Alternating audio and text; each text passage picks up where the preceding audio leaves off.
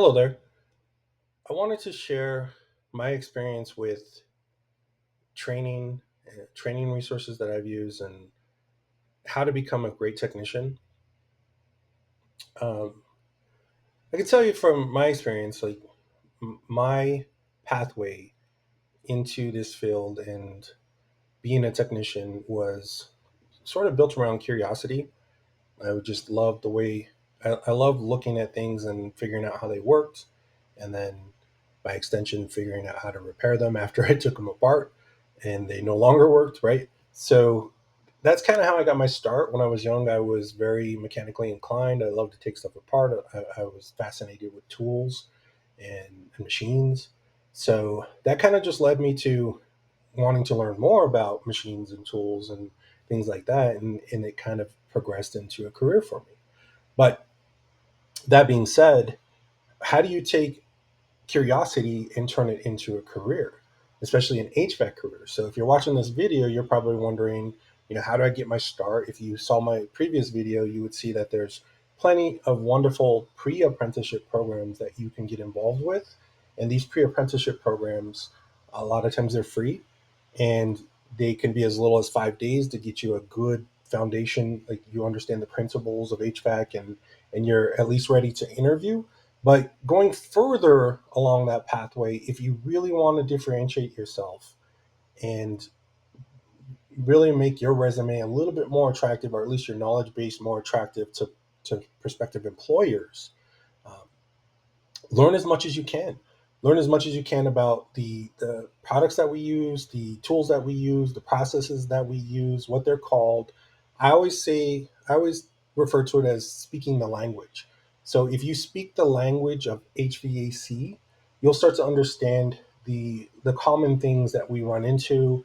Um, like, say you Google a furnace and the components of a furnace and servicing a furnace. There's so many online resources that will, a lot of them are free. I linked a few above, the ones that I personally have used. Um, Employers love to see that you have that, at least can identify components. And eventually you will want to get things like your NATE certification. You don't necessarily have to, if you link up with a good employer like myself, I'll actually pay for your NATE training for my employees, because that's part of the buy-in from my part. Like, my investment into my team is that I will help them get their certifications so that they can carry those with them for their life.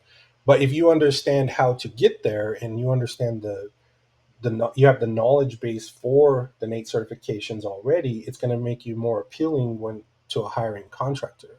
So I linked a few resources above, and the HVA School Online, I actually have that on my Facebook page. I came across it, and there's just so many videos that they post in regards to the basics of HVAC. When new things come out, they post new videos on that. I love that resource, and it's mostly free. And I've taken the NATE certifications. I've linked that as well. The NATE, I think there's a way to get it for about $54 a month. Then you can take all their online classes, and it preps you for the NATE test. The NATE tests do have a cost to them, so you might want to wait until your employer, maybe they'll pay for it. Or if you have a little extra money, you can take all the training and learn yourself, and then take the test and be NATE certified beforehand, which would probably get you paid more than the average entrant into the field. Other than that, just YouTubing stuff, a process like, how do you install a furnace? There's so many content creators that just love to make videos on how to do things. Fair warning though, not all of them are correct or using the correct processes. So make sure you Google multiple sources and watch the same thing through different perspectives to see what you're doing. Maybe check Reddit, Facebook pages, stuff like that, because contractors will call each other out if they're doing something wrong, and you'll start to learn what the accepted practices are. And there's really no big secret to being a technician, no matter what anyone says. There's no secret to it other than just learning as much as you can, and always staying ready to learn more. And like I always say, I always tell my guys this simple thing. Like, 90% of what we do is this: RT, M. Read the manual, right? read the manual. 90% of what we do in any application is that we are going to install a product, we read the manual, and we see how the manufacturer wants us to install their product and what tools and processes they recommend. And then we look up all those tools and processes if we don't already have them and make sure we install it correctly. So most of what we do is just reading instructional guides and learning how to calibrate and everything. It's all in here. And it tells you how to set it up. It tells you the airflow. I open right up to the airflow page. That's how you calibrate a system. It's all right here. There's no big secret to how we do things other than we just read a lot of instructional guides on how to do it. So my advice to any candidate that's looking to differentiate themselves is just to start your learning now. Use the online tools, the free resources. Just start Googling stuff. You'll see an amazing amount of free knowledge out there for you to consume and just basically start speaking the language. I hope that makes sense to you guys.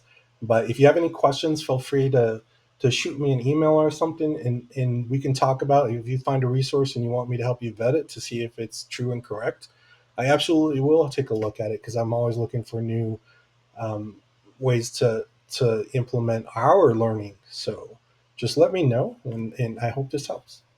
Thank you.